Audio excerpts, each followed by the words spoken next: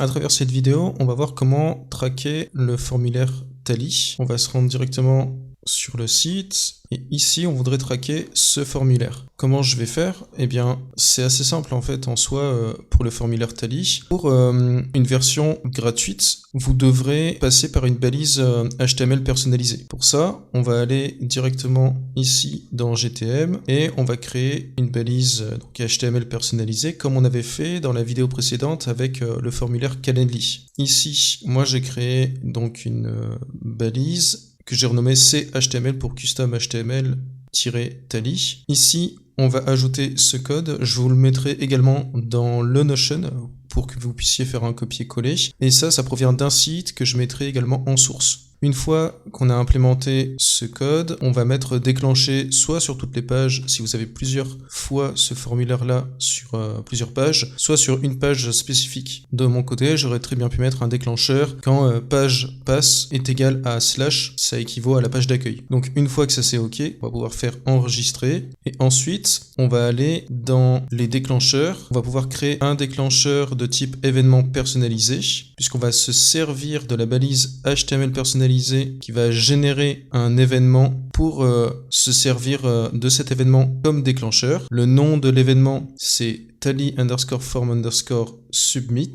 D'ailleurs j'en profite ici, on va aller directement sur la page d'accueil. Ici je vais renseigner mon formulaire. On va faire envoyer et ici on voit bien qu'il y a l'événement qui a été généré. Tally_form_submit, pourquoi il a été généré? Parce qu'on a créé la balise HTML personnalisée qui est ici. Et ici, on a le nom de l'event Tally_form_submit qui est généré dans une couche de données, datalayer.push. Donc c'est encore un effet domino, ça génère un nom d'événement qui est affiché ici. Ce nom d'événement, on va pouvoir s'en servir dans un déclencheur de type événement personnalisé que l'on a créé ici. Pour ça, vous allez dans Nouveau, ici, événement personnalisé, et ici vous avez juste à renseigner le nom de l'événement qui est affiché ici, tally_form_submit. Donc ici, tally_form_submit, ici vous mettez ce que vous voulez. Moi de mon côté j'ai mis tally-trigger, et ici je fais enregistrer. Donc ça ressemble après à ça, tally_form_submit, et ça va être notre déclencheur, pour ensuite envoyer les balises à GA4 et à Google Ads si vous mettez en place des campagnes Google Ads. Pour ça, je vais dans Balises, ensuite on va dans Nouvelles, c'est toujours le même procédé, et ici c'est un événement, ID de mesure, on va prendre une variable de type constante, comme à chaque fois, puisque cette variable de type constante, il y a l'ID de mesure de GA4 que l'on avait créé auparavant. Et ensuite, le nom de l'événement, ici, je vais pouvoir mettre tally_form_submit. Et comme déclencheur, ici, l'événement personnalisé que l'on a créé, qui est ici, tally-trigger. Donc la balise HTML personnalisée génère un événement dans la couche de données, on se sert de cet événement pour créer un déclencheur, et on se sert de ce déclencheur pour envoyer une balise à GA4. Que j'ai créé ici, GA4 tally_submit. Ici, le nom de l'événement, j'ai mis tally_form_submit. Et ici, on a bien le déclencheur tally-trigger.